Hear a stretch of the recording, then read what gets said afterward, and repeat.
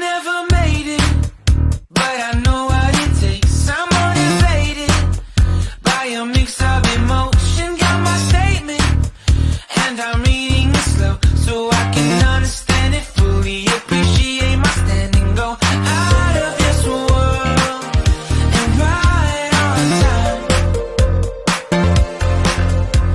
Oh, never in my life have I seen the sky light up like this. I'm far away from Earth and I wanna know if you exist. Mission control, do you read me? Send me my coordinates lately. Mission control, am I drifting?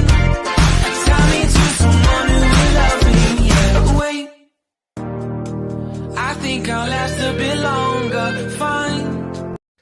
Welcome everyone. Welcome everyone. Welcome everyone to another Ref Brandon and the Todd family YouTube video. Wherever you are, whatever you may be doing, thank you so much for making Ref Brandon and the Todd family a part of your day. We always greatly appreciate it. It is a hump day Wednesday. It's also the last day of May, because if you look on your calendar, tomorrow is June the 1st already. So since it is a hump day Wednesday, it's time for another weekly top 10 countdown. And this week's top 10 countdown comes to us courtesy of College Football Trash Talk Nation. And if I'm not mistaken, last week's top 10 countdown was courtesy of College Football Trash Talk Nation. And I mentioned last week that if you're a college football fan, you should follow College Football Trash Talk Nation because, well, if you can't tell by the name, College Football Trash Talk Nation is full of trash talk.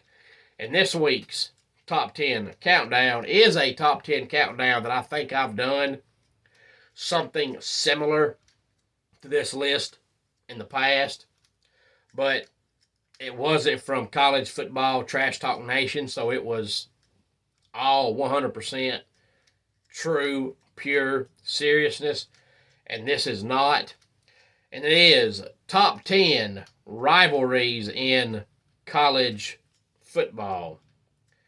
Number 10, Pittsburgh and West Virginia. Of course, they were rivals back in the Big East days. Number 9 should be number 1 because it's the only game that matters, because it involves the only team that matters. That's Clemson versus South Carolina. Number 8, Utah and BYU. Number 7, LSU and Alabama. And number 6, Miami and Florida State. Again, 10 through 6, Pittsburgh and West Virginia, Clemson and South Carolina, Utah and BYU, LSU and Alabama, and Miami and Florida State. And this is the top 10 rivalries in college football, courtesy of College Football Trash Talk Nation.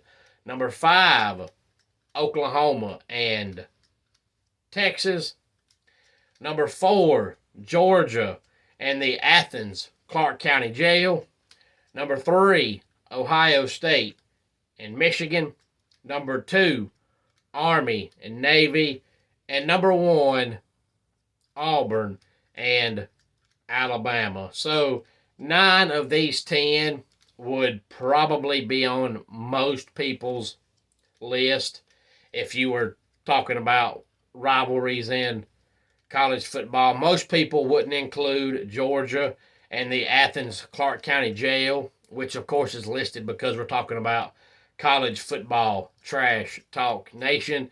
But really, it probably is a rivalry. I was talking to somebody last week who was trying to defend the Georgia Bulldogs after they've had 945 players arrested so far this off season. And of course, most fans are going to defend their team.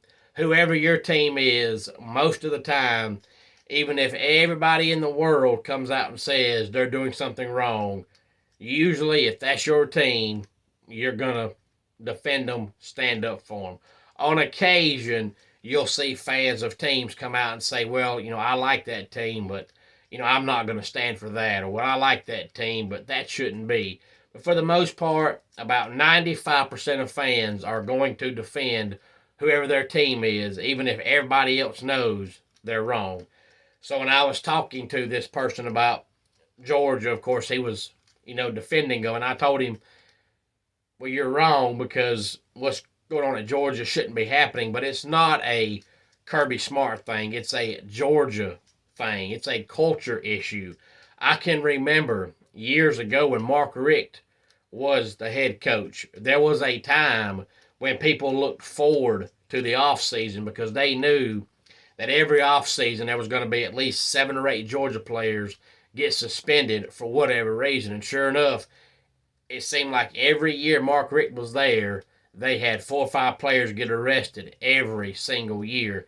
And it became comical after a while because Georgia would open up with some middle school team, and all those guys that got in trouble in the offseason would get suspended in that game against the middle school team. So in reality, they're getting nothing because you don't need those players to beat a middle school team. But it's a culture thing. When it was going on, when Mark Richt was there and it's still going on, it's not a Kirby Smart thing. It's a culture thing. Players have figured out that if they go to Georgia, they're going to be able to do stuff and get by with it, whereas some schools, you can't get by with it. So you can't really hate on Kirby Smart. You can hate on the program for allowing it, but you can't really pretend like it's a Kirby Smart issue because it's not. It's just a culture issue at Georgia, and until they step up and do something about it, it will continue. But as I've said before, as long as they win, nobody cares. Issues like this get put to the side when you're winning, and they don't get brought up until you start losing. If you start losing, as long as you win, it's not a big deal. Look at Mark Mangino years ago when he was coaching at Kansas, the football coach, who weighed like 900 pounds. He had that 10-win season, and he was the greatest coach you ever heard of. And then all of a sudden, a couple years later, Kansas has a bad year, and all these accusations come up. Do you know why? Because they were sucking. All that stuff he was doing, nobody cared about as long as they were winning. So most issues get pushed to the side as long as a program is winning. Just a few years back, you had Jeremy Pruitt coaching at Tennessee, and there was all those accusations about him paying players with McDonald's bags, and he would supposedly give them a McDonald's bag so it came across as he was feeding the players, but in reality, instead of food inside the bag, it was money inside the bag. Well, the reason why it was an issue is because Tennessee was absolutely pitiful that year. So if you're going to cheat, you have to at least win. Had Tennessee went 11-1 that year, that would have never been brought up again. But when you do bad, it gets brought up. As long as you're doing good, nobody cares.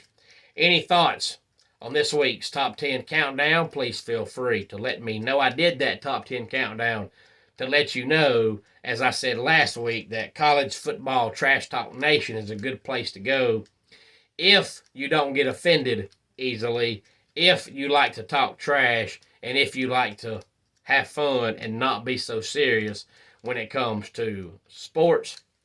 Homes for Our Troops is a publicly funded 501c nonprofit organization that builds and donates specially adapted custom homes nationwide for severely injured post 9/11 veterans.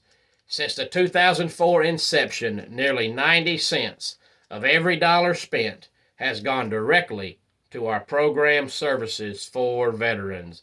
Visit at hfotusa.org.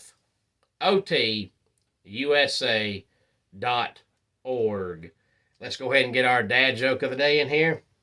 What do you call a sad dog that's made of fruit? Melancholy.